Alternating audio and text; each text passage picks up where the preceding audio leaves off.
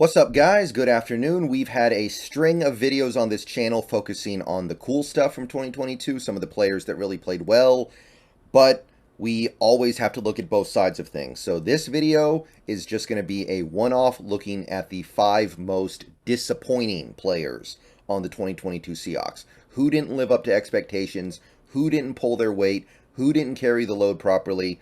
That's what we're going to be looking at in this video. Going to count back from 5 all the way up to number 1, and we'll have some idea of who maybe needs to be replaced or maybe have their role changed in the year of 2023. So this is just going to be the one video where I go over all 5 guys. Each guy's going to be talked about for a couple minutes, and then we're going to call it good and hope that we can either do better than that player next year or the player can get better. Either way, good with me, but let's go ahead and talk about some of the guys who disappointed me in 2022. Also, one thing I want to say to preface all this, these are players who disappointed with their play on the field or inability to get on it because of their ability. It has nothing to do with things like injuries. It has nothing to do with getting stuck behind a player who ended up being really good. So when I say disappointing, understand I'm not talking about guys who got hurt. So Jamal Adams will not be on this list. He does not belong on this list. The reason why he was disappointing was because he got hurt in a fluke injury. Drew Lock will not be on this list. It's not his fault that Geno Smith ended up being able to play at a Pro Bowl level. No Rashad Penny either. He got hurt. So if you're wondering where those guys are on this list, they're not here for a reason. I'm talking about people who disappointed and underperformed because of their own ability, because of what they were able to do on a football field. Not because of a fluke injury, not because of a surprising breakout for another player who happened to play the same position. We're talking about guys who were genuinely disappointing and detrimental to the Seahawks in 2022. All right, moving on.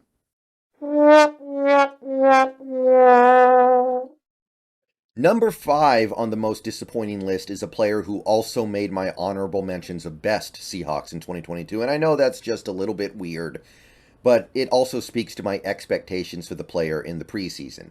After what I saw from Daryl Taylor in 2021, and after what I heard from him in training camp, where apparently he looked absolutely dominant, like he was going to be one of the better pass rushers in the league, I had very high expectations for Daryl Taylor, and while he did end up finding a way to have a fairly productive season, he really didn't live up to those expectations. And the reason why can really be summed up in just one number. I can go to his PFF page right here, and I can highlight his run defense grade.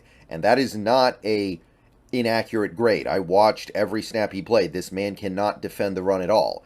And when you can't defend the run, that means you can't play that much, because when you can't defend the run, teams are going to figure that out. They're going to put a bunch of running plays on your side of the field, and you're going to get destroyed. So, quite simply, Daryl Taylor, I went into the year thinking he was going to become one of the top edge rushers in the league.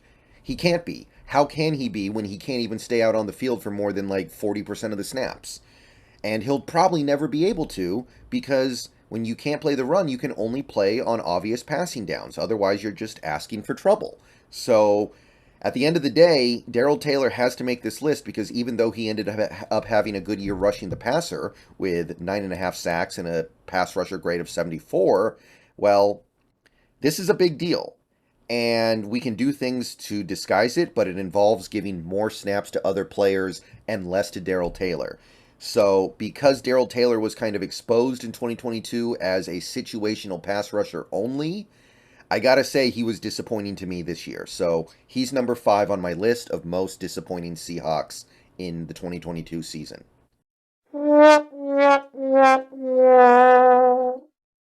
Number 4 on this list is another guy who did produce in 2022. I cannot deny his overall production, but despite the production, he's just not turning into the player that I thought he was going to. It's Jordyn Brooks. And look, if you look at the box score stats for Jordyn Brooks, they're great. If he had played the full season, he may have led the entire NFL in tackles. He may have broken his own franchise record for tackles in a season. He probably would have done some stuff that would have made a lot of people think he was a really great player. But I watch every Seahawks game, I watch every play, and Jordyn Brooks just never really stood out to me as anybody more than a mediocre tackle farmer. The reason why he's not higher on this list is I do think his defensive line is just not very good. And the two-man fronts are also killer for him, so you put those two things together, and I just kind of feel like there are some extenuating circumstances. But that doesn't change the fact that I'm just not seeing a great linebacker from him. I don't even know if I'm seeing a good linebacker. I mean, PFF kind of agrees with me. His overall grade on the year was a 53. His run defense score was decent. His pass rush score was decent. Like, there's nothing about any of this that stands out when they try to evaluate him individually, regardless of the defensive line in front of him. And then, of course, he's maybe the worst coverage linebacker in the league, which that's not surprising. But you got to do something over the top in another area to make up for being so bad in coverage. And I just didn't see it from Jordan Brooks. Our run defense was atrocious all year, so you can't say he's making our run defense great. Our pass rush was mostly bad this year, and he barely ever blitzed, so it's not like he's making a big impact there. He's not forcing turnovers, really. He had one forced fumble on the season. He's not even been a great tackler. According to PFF, he missed well over one tackle a game on the season. He had 17 missed tackles. So, at the risk of kicking a man while he's down, Jordan Brooks just has to make this list.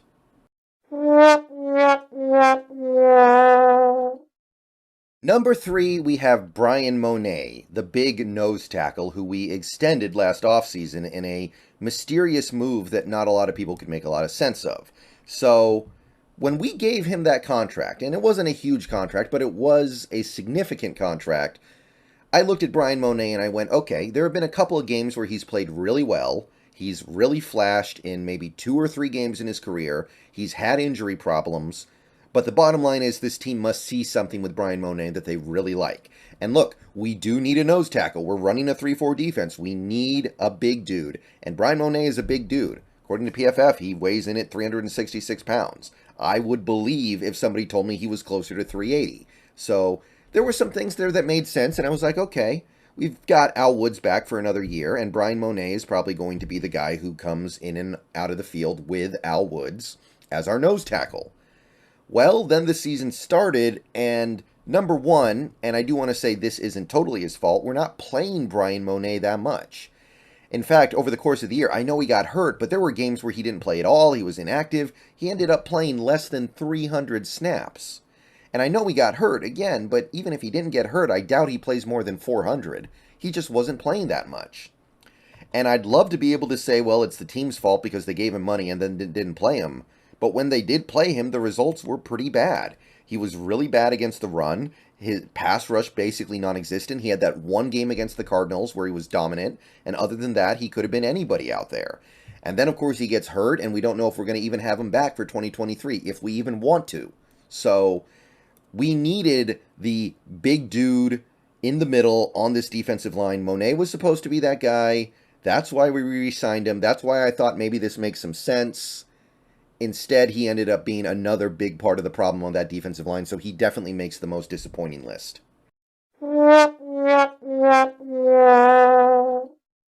Number 2 on this list is a guy some people may have forgotten about, and in fairness, he ended up not necessarily being a massive killer, but that was only because we got lucky with some other players, not because of anything this player did. It's Josh Jones. And the reason why I say disappointing is because this guy was the talk of the town in training camp and even for a good chunk of the preseason. This guy was making plays left and right. He was showing he belonged in the NFL. He was showing he was ready to go. He was showing that he was going to be a good replacement for Jamal Adams if Jamal ever got hurt.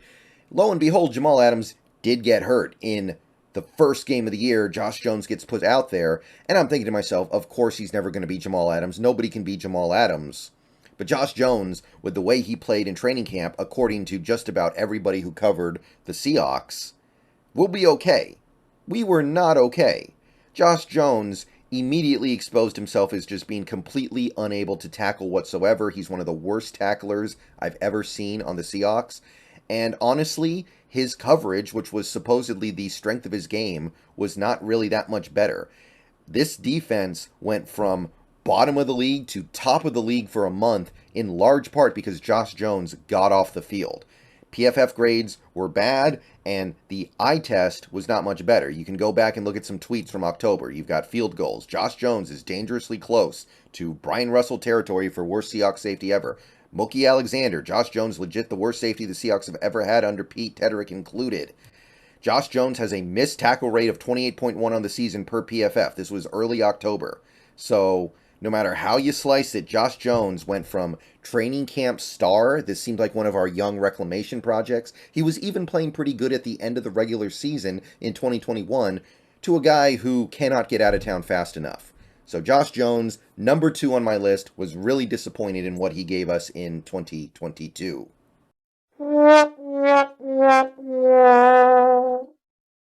My number 1 most disappointing Seahawk in 2022 has to be Austin Blythe. Partially because I actually wanted this guy for 2 years. I wanted to sign him before 2021, and I wanted to sign him before 2022. I was actually excited when we got him in 2022. I figured, oh, this guy got to basically sit out last year because of Creed Humphrey. He didn't even have to play. He's going to be fresh. He's going to be good to go. We got a center who fits our system. We got a center who is an upgrade over what we've had basically ever since Justin Britt was good early in his career. This is great. This is awesome. This is going to help so much. No, not at all.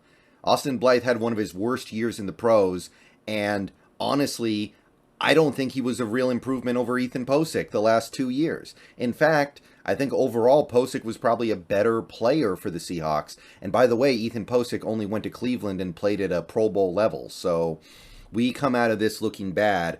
And look, Posick, he wasn't a complete trash dumpster fire. He wasn't Kyle Fuller. He wasn't Joey Hunt.